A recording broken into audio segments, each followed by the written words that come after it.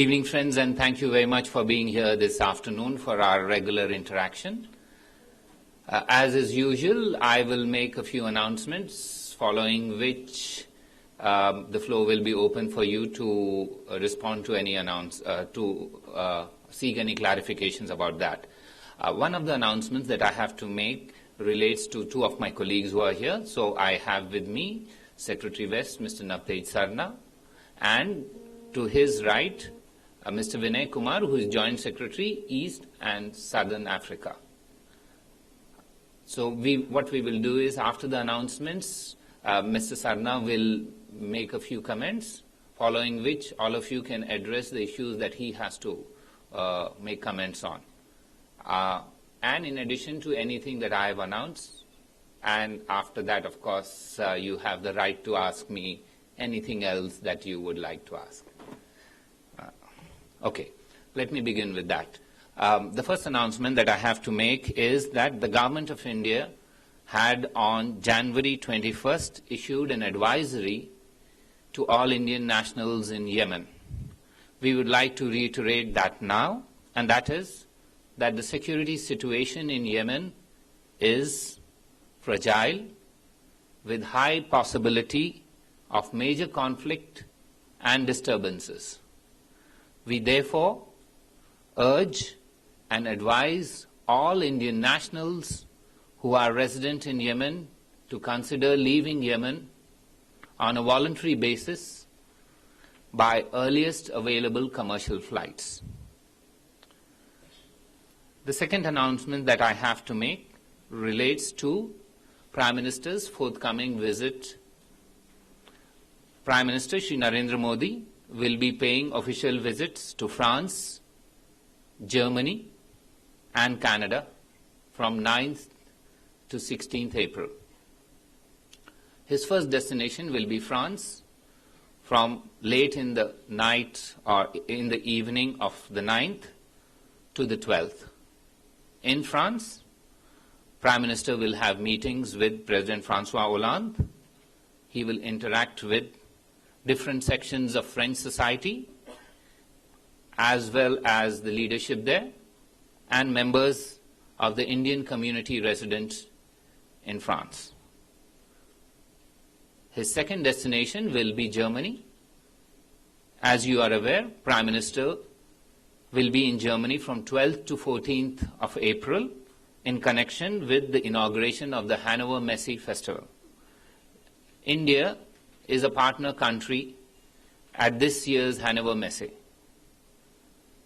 In addition to inaugurating the Hanover Messe along with Chancellor Merkel, Prime Minister will also have bilateral discussions with Chancellor Merkel and other senior leaders in Germany before his departure to his next destination, which is Canada. Prime Minister will be in Canada from 14th to the 16th of April. During this period, he will have discussions with his Canadian counterpart, Prime Minister Harper. He will interact with the business community there and also with the large Indian community resident in Canada. In each of these three countries, Prime Minister is also expected to visit other than the capitals. We are still working out those arrangements, and we will only be able to share those a little later, but we thought we will let you know the broad contours of his visit to these three places. Prime Minister's visits to France, Germany, and Canada reflect the Link West aspect of India's foreign policy. We see this as an opportunity to reinforce our strong links with each of these countries with a focus on investment and technological tie-ups. That's the second element of my announcement. The third announcement I have relates to perhaps the biggest diplomatic event that we plan to hold this year in New Delhi. This relates to the India-Africa Forum Summit. I have here with me my colleagues to explain to you the significance and import of this event, which will be held in the last week of October. With these three announcements, what I will do is I'll request Secretary West, Mr. Navtej Sarna, to make a few comments about the forthcoming India-Africa Forum Summit, after which the floor will be open for you. Secretary West. Thank you, Akbar. Good afternoon, everybody. As JSXP has already told you, we'll have the third India-Africa Forum Summit later this year in consultation with the African Union Commission, and the dates that have been worked out for the entire summit are 26th to 30th of October. The breakup will be somewhat as follows.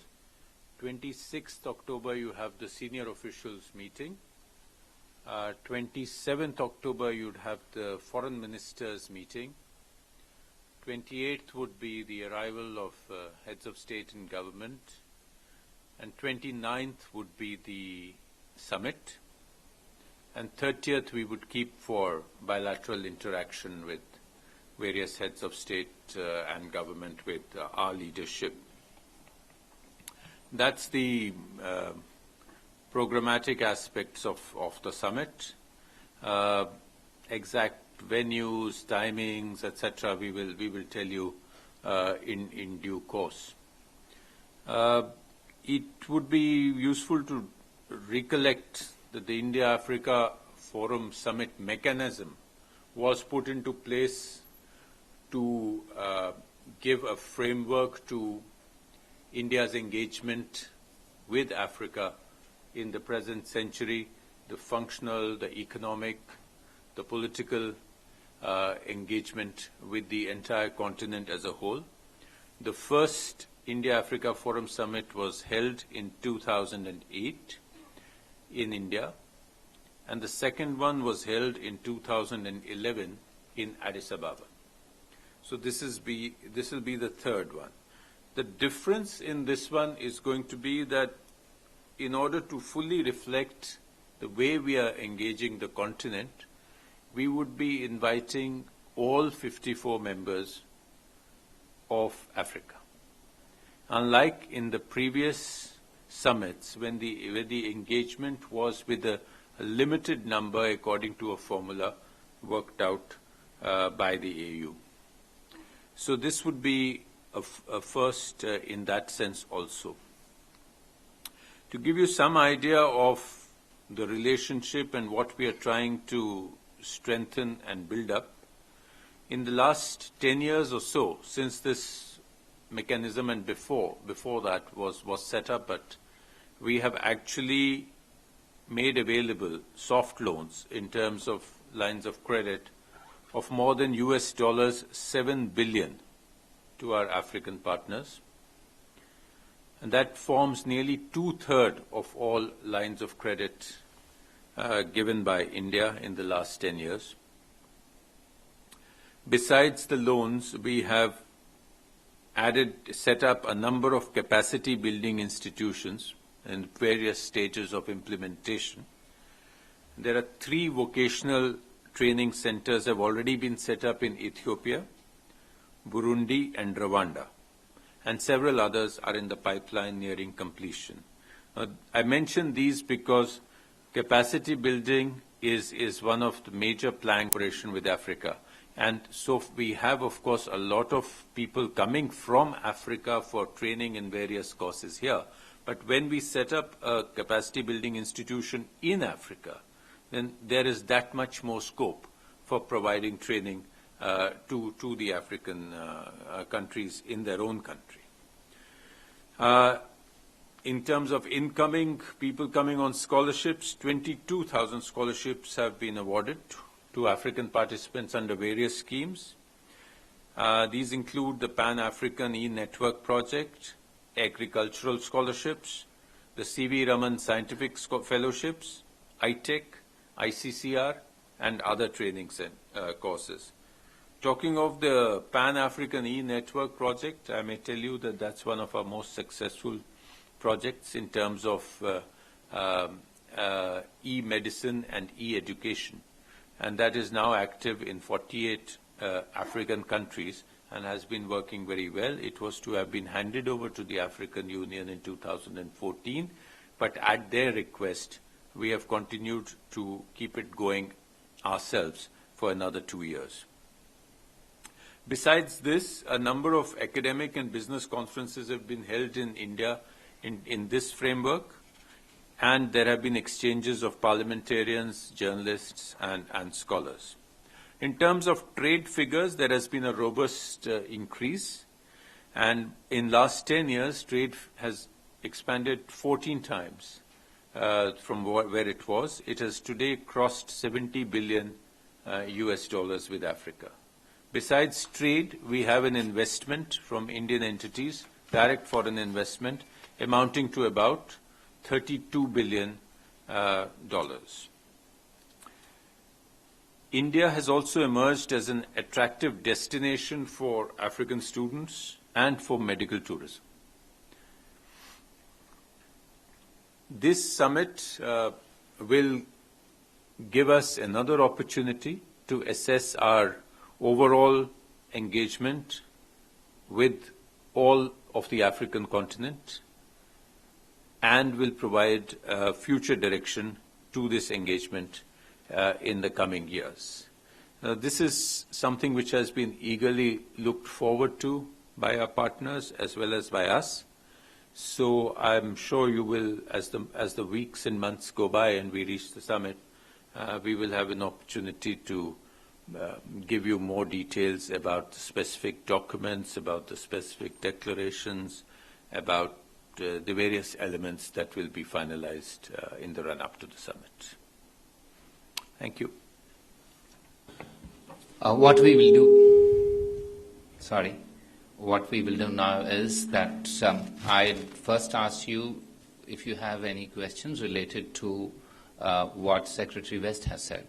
We will then go back to any of the questions that you may have relating to the announcement that I have, and then we open up the floor for anything else. So the floor is now open for questions relating to the India-Africa Forum Summit.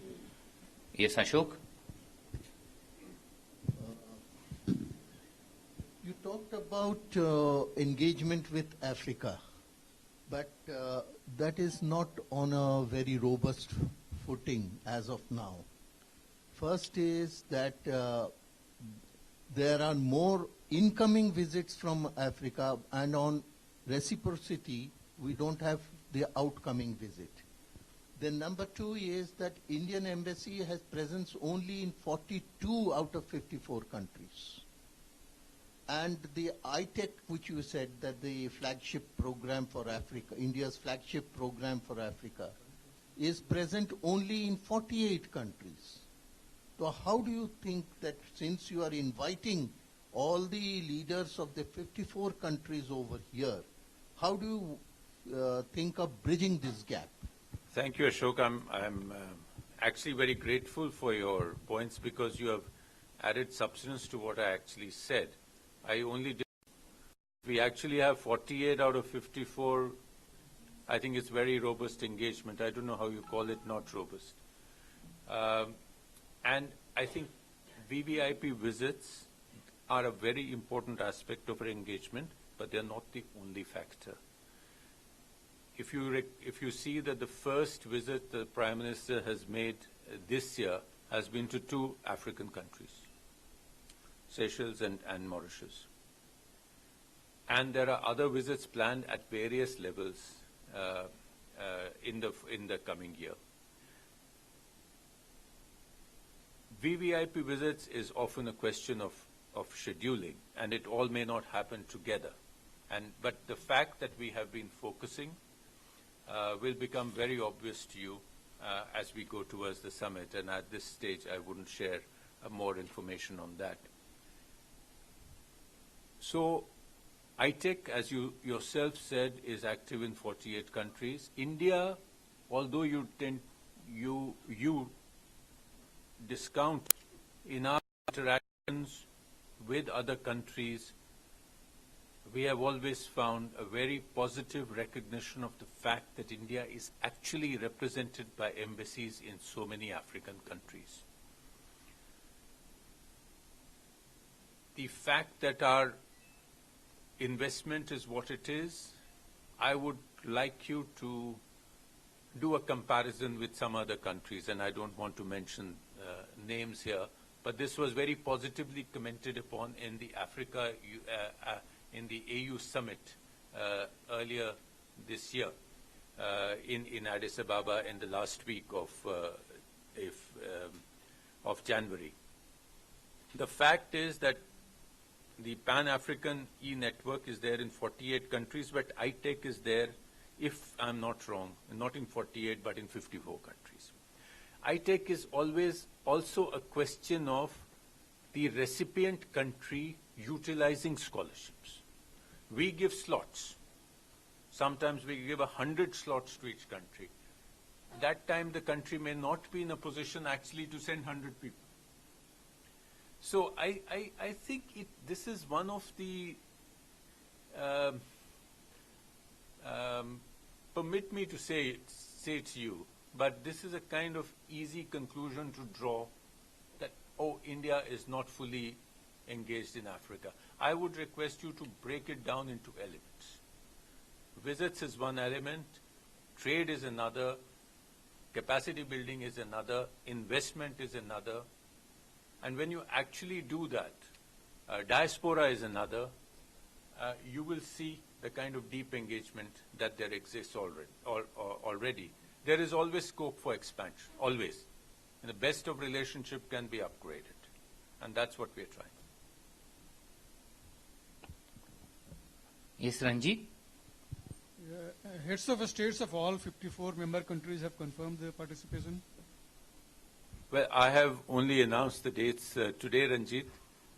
Formal invitations will now go out to all three levels, heads of state and government from our leadership, foreign ministers from our foreign minister, and senior officials from our senior officials. And then we will start the process of getting confirmations. And we will keep you informed, Ranjit. Yeah, as we, periodically we'll do an assessment. Yes, Charu? Sir, last year when the third India-Africa summit was originally scheduled to be held, we had postponed it because of concerns regarding the Ebola virus in West Africa. In West Africa, those concerns, of course, still remain. How are we, are we better prepared to handle this situation this time? What has made us decide to go ahead with this now? Actually, if you go back, the postponement was done because there was widespread concerns around the world in terms of travel, in terms of adequate medical arrangements.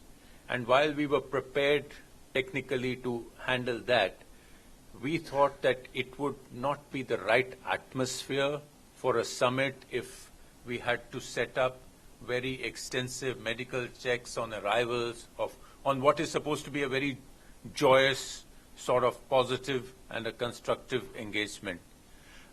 We have been watching the WHO guidelines on Ebola. We have been watching other international events that have been held around the world and in Africa itself.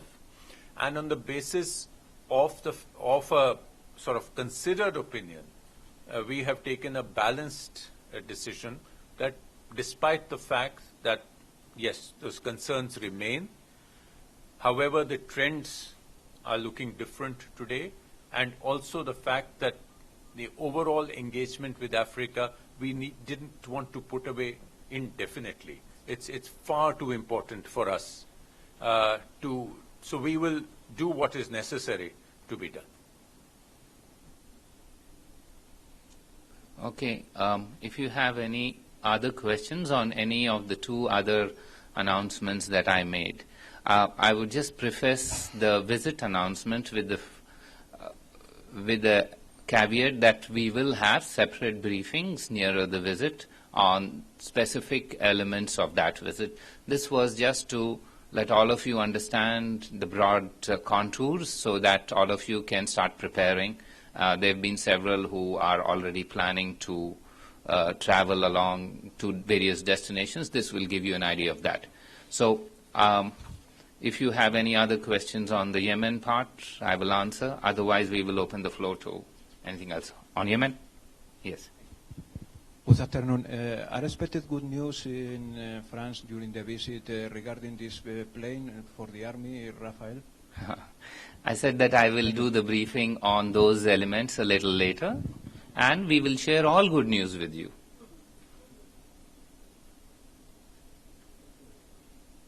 Yes. Dr. Anshuman Suman. Akhilesh Suman. I always make that mistake. Sir, Emir of Qatar is here, and in last... I didn't open the floor for all other questions. I will open the floor for all other questions. Hold on. Yes. Manish. Sir अगर PM के France and Germany की visit में अगर जो general अगर क्या आप हमें बता सकते हैं कि उनकी पब्लिक मीटिंग्स क्या होगी अपार्ट फ्रॉम हनोवर अगर वो पेरिस में कहीं जाएंगे या जर्मनी में? देखिए अभी जैसे मैंने आपको बताया है कि एक एडवांस टीम अभी फ्रांस, जर्मनी और कनाडा गई हुई है और प्रधानमंत्री कैपिटल्स के अलावा हर जगह हर एक और सिटी में जाएंगे। तो ये अभी फाइनलाइज करना है हमें, जैसे कि पेरिस के अलावा एक और सिटी में जाएंगे फ्रांस में, हैनोवर के अलावा कैपिटल जाएंगे और कनाडा में ऑटावा के अलावा और जगह जाएंगे। तो ये आपको हम तभी बता सकेंगे जब एडवांस टीम वापस आ जाए, शायद early end of this month वापस आ जाएंगे और उसके बारे में हम आपको डिटेल्स में बताएंगे। Yes Sir, you mentioned the PM's visit to Canada, and you also mentioned the fact that there's a large Indian community there. So is he planning any address to the Indians in Canada on the lines of what he did in the US? The Prime Minister loses no opportunity to engage with large number of Indians. So expect Prime Minister's engagement at different venues in accordance with what can be arranged by the local communities there working with the mission. Yes, sir. This is related to the Hanover Messe. The theme is Make in India. So can you give us a brief idea what are we showcasing and which are the stalls or something like that? I mentioned to you that I will do a detailed briefing on this matter in due course. At this stage, I'm here to outline the contours of the program for you. I've outlined those. If you have any specificity in terms of the contours of the program, I will reply. But on the substance, we will have detailed briefings for you.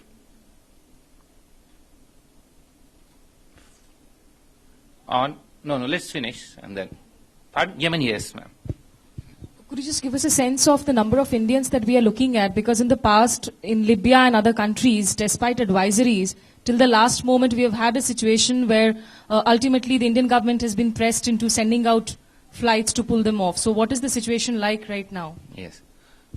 I think that's a very good question in terms of explaining to you where we stand. When the problems erupted in Yemen some years ago, we had approximately 11 to 12,000 Indian nationals resident there. When we did a head count recently, we assessed the numbers to be down to about 3,500. The majority of them are in Sana'a, which is the capital, approximately 2,500. There are some in Aden, about 250. Another significant number are in Hodeidah, about 150. And the rest are spread out in different places.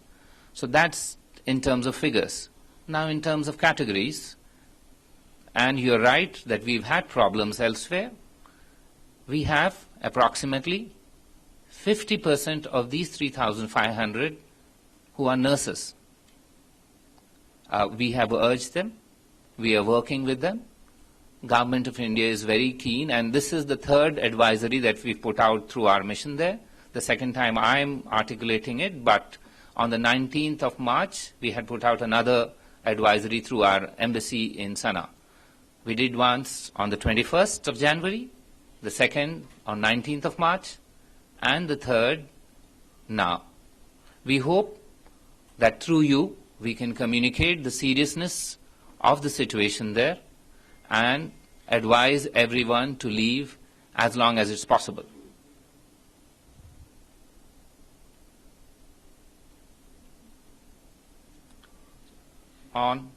Yes. There is a talk of military intervention from GCC in Yemen. Do you support it, especially in view of the Qatar MS visit? The talk that you hear, I haven't heard. That said, we keep monitoring the situation, and we will articulate positions based on how the situation evolves, not on the basis of kite flying.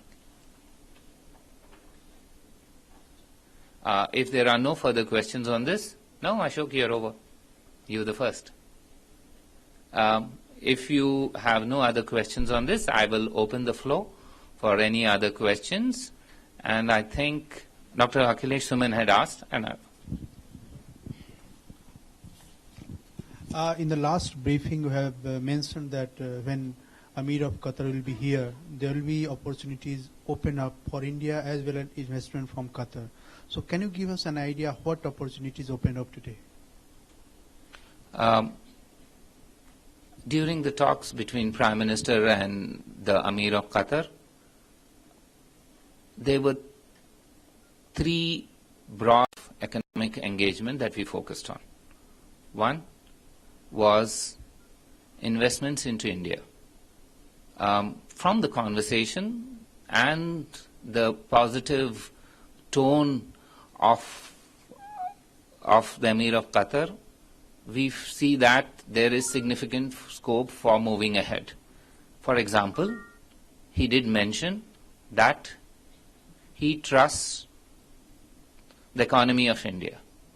He also added he trusts the Prime Minister's vision for development of India. He felt that it is now time for Qatar to look seriously in terms of creating. He did say that he is going to look at an institutional mechanism which can help in speeding up this process. He will go back and work out an institutional mechanism from their side which is able to identify quickly projects which are of interest to them. One of the areas that we flagged was that we have two forms of projects available. One is ongoing projects or in ongoing sectors. For example, defense, railways and highways. These three were flagged as largely government projects where there are secure returns much higher than what would be available, as well as that these are of a ongoing nature, so that you are aware these are not greenfield projects. These are projects where there is a history of working on them. These were three areas. The second element was defense sector. Prime Minister outlined his vision of Make in India for defense, and he indicated that we are serious in substituting importing into India through defense production in India, which will also enable us to provide assistance or to provide equipment for our partners once we move down that road. So this was another element of what was discussed. A third was opportunities for Indian companies to work in Qatar. Qatar is aiming at massive infrastructure development in the context of the FIFA World Cup in 2022. And Prime Minister mentioned opportunities that could arise for Indian companies in roadways, and there are a large number of Indian companies already working there. Some of them have huge projects, goes into millions, if you total all of them, into billions. So there already exists a base, and the effort now is to build on that base And the steps that they have taken forward is to have an institutional mechanism here in India so that Qatar can directly provide, seek opportunities and through their investment fund, invest in India. Yes, ma'am. Akbar, India voted along with Russia at the United Nations in favor of a resolution that basically wanted to stop gay couples from getting, who are employed with the UN, from getting the same benefits as married couples. Now, my question is, I understand that India has, criminalizes homosexuality, but there were 37 countries that abstained. And we are in the august company now of Syria, Nigeria, Saudi Arabia, Pakistan, Iran, and those countries in voting against gay rights. We couldn't have abstained, is my question. Thank you for asking that question, because I'd like to explain the context in which our vote on that matter was cast. And this is not, what we saw is the following. The United Nations had, as of until recently, a system whereby they would decide on sort of emoluments or privileges for partners or spouses depending on the law of the country from which that individual hailed. In the sense it was that what governs you as an individual in your country will be the basis on which the United Nations would give you those benefits or perks or those entitlements. This was the established practice and had been approved by the United Nations General Assembly and accepted by every United Nations organization. What happened more recently was the United Nations Secretary General, of his own accord, changed that. So our objection was one of change by the Secretariat without consulting the countries concerned about this. So it's not as straightforward as you've made it out to be. It is a complex issue of are nationals of a state governed by their laws or governed by decisions of others. And I think that's what was the basis on which a decision was taken to vote on that resolution. That's the substantive interpretation or substantive explanation of why we had voted on that resolution in the manner we did. Yes. Ashwini. On this? Yeah, Ashwini. Sir, are there any details available in the India-Lanka fishermen's talks that were had? Yeah. Well, I'll try to give you a understanding of the trajectory or the tone rather than the specific details because, diplomacy demands that there is space for people to work. They can't work in the public glare. So let me tell you, this was the third in recent times of a discussion between fishermen's associations from India and Sri Lanka. The first was in January last year. The second was in May last year in 2014, and this was the third. So it is sequential approach to that. Our understanding of both the atmospherics as well as the receptivity during this meeting was much better compared to previous meetings. Now, what are the issues? The issues are that I think everybody understands that there is no solution just around the corner. This is a longer-term requirement that we need to address. So if that is so, the focus of the suggestions made by the Indian side is to try and see in the interim, would it be possible to work out a via media where there could be sustainable and environmentally sustainable fishing, which would be a win-win situation for both sides. So that's the nub of the issue. They have made some suggestions. The Sri Lankan side has been, as I said, there has been greater receptivity to these suggestions. However, I understand that they will go back to Sri Lanka, and sometime in April they are having a fairly detailed conference amongst all of them to take cognizance of how they need to proceed.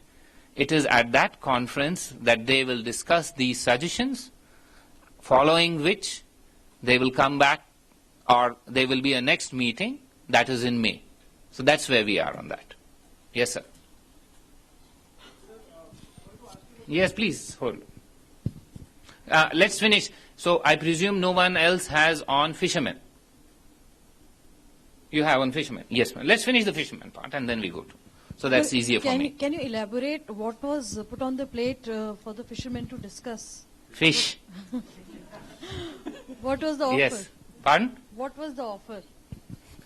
Look, I can't tell you whether it was grilled or it was or steamed or fried. All of you can give suggestions. But no, my point is, look, this is a negotiating process. In the negotiating process, suggestions are giving, as I said, the broad rubric is environmentally sustainable approaches. So how could we move to that in a phased manner? That's the approach. I will not get into the details of what those are because it's not fair for everybody to learn through you rather than through their representatives who were there. But I've given you the broad idea so that you can understand this. Anybody else on fish? We go one by one. So we finish this. Pardon? Yes. Maybe it's a red herring. Yes, ma'am. Akbar, my question to you is that in the past 2 days, the MOS External Affairs has been in the headlines for his recent tweets after attending the Park National Day. Now, for greater clarity, could we know that what is the stand of the government? Because from the PC it was apparent that he said that it was miscommunication and misunderstanding of the word disgust. I would expect greater clarity of what is the stand of the government, whether the government also sees it as a miscommunication or the government is embarrassed by the MOS External Affairs tweets. Listen. The best person to explain this is the Minister of State himself. He has articulated his views repeatedly. He did it at 11 o'clock when there were issues raised the day before yesterday, and he did it again yesterday. And that's the last word on that. Now, I also want to make it very clear that he went there as the government representative. He went there based on a considered decision. He went there based on our understanding of how we approach these things. He was not the first Minister of State to go there, and he certainly will not be the last Minister of State to go on such occasions. There is a carefully calibrated approach that we follow on such matters, and government nominates a person to go on such occasions. On this instance, it was the Minister of State for External Affairs, Mr. V.K. Singh. Yes, ma'am. Yes, one by one. I'll answer all.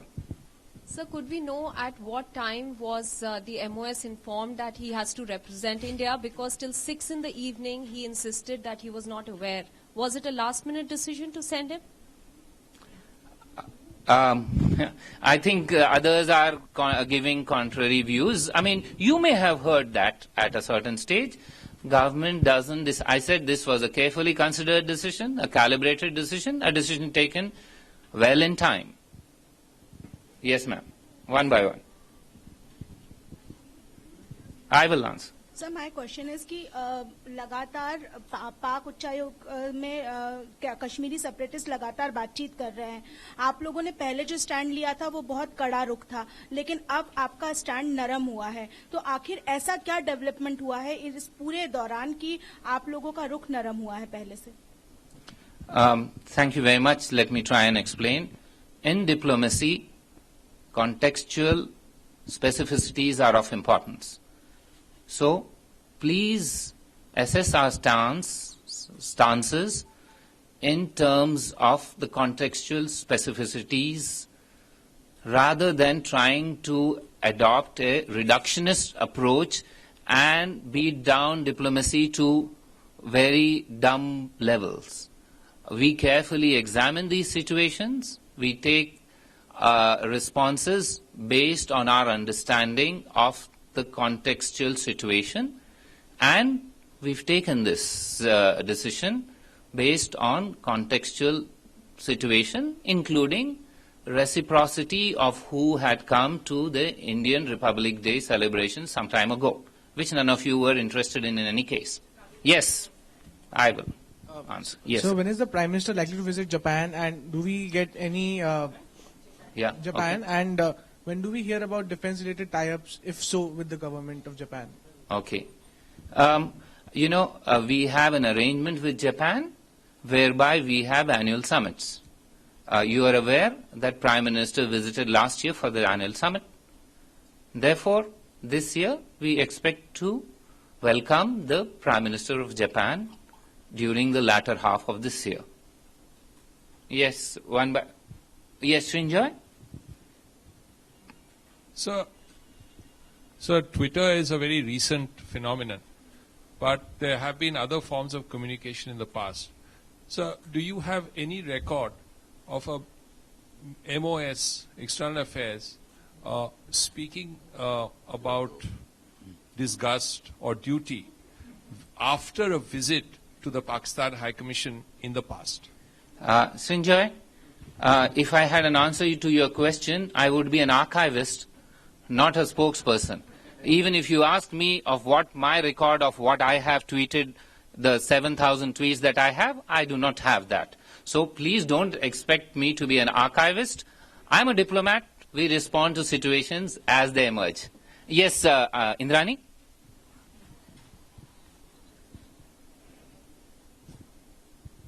Was the MOS ticked off by the government for his tweets? I have no idea what you're saying. Yes. Pardon?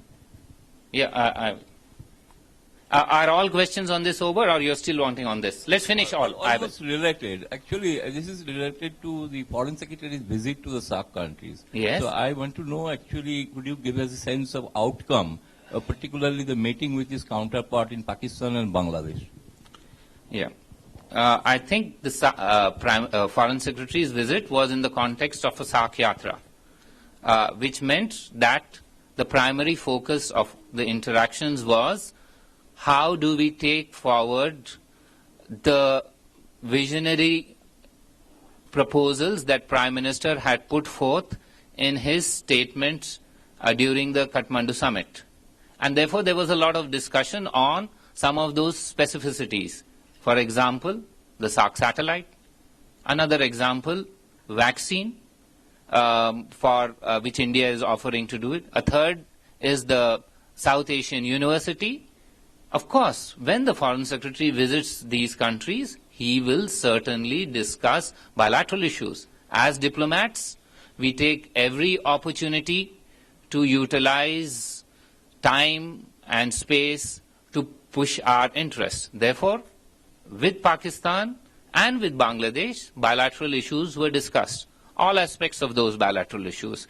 We have put out in the public domain what were those issues. The Pakistani side has also put out their version of it. With Bangladesh, you are aware that India and Bangladesh relationship is today amongst the best it has been. We are working with Bangladesh on a host of issues, including river waters, border management, economic ties, global cooperation in international relations, and development partnership. All these were discussed. Yes, Geeta? I will answer. At any point, did the Minister of State for External Affairs convey to the ministry that he didn't want to or he didn't wish to attend the Pakistan National Day? I think he's answered this question himself. Yes. He's answered this question yesterday. He said it was a government decision. That's it. Yes, anyone else? Yes, Nas.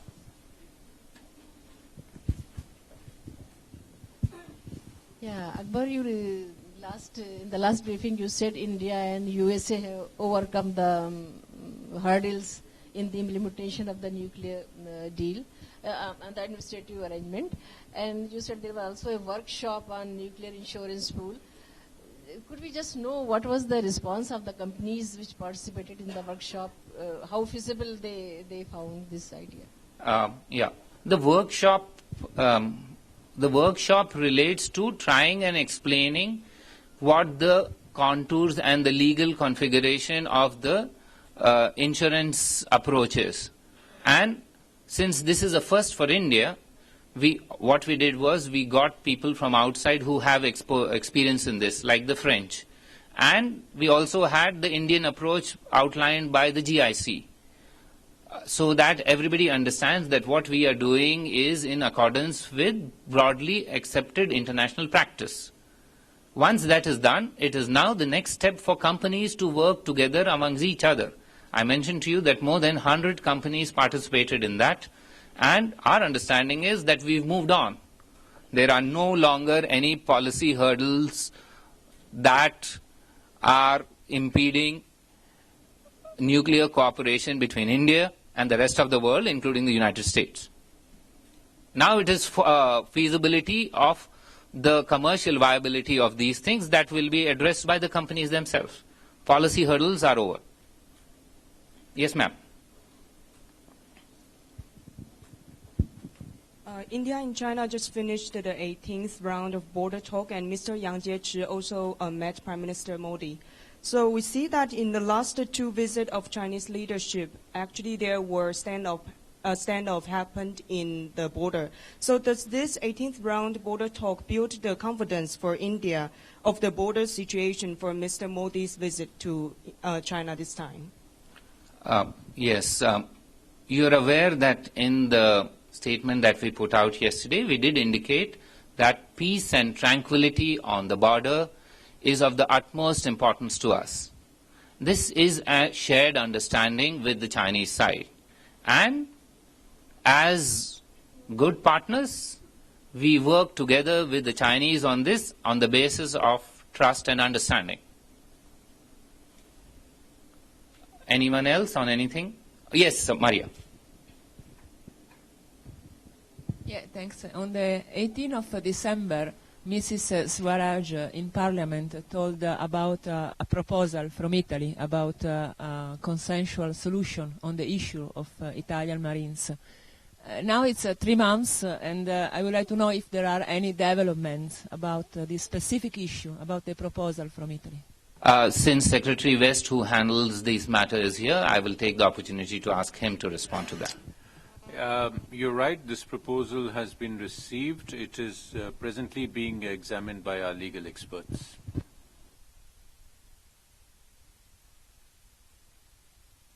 Yes. Just one follow-up on the India-China border talks. The statement had mentioned that there would be that India and China sought to expand contacts between the border forces. Can you just give a little bit more detail? What kind of contacts are these? You see, there is an agreement which lays down what are the mechanisms. What will be the number of places, at what levels should they meet, and with what frequency. The effort is to expand that. Levels, frequency, places. If you have no further questions, thank you very much for being here.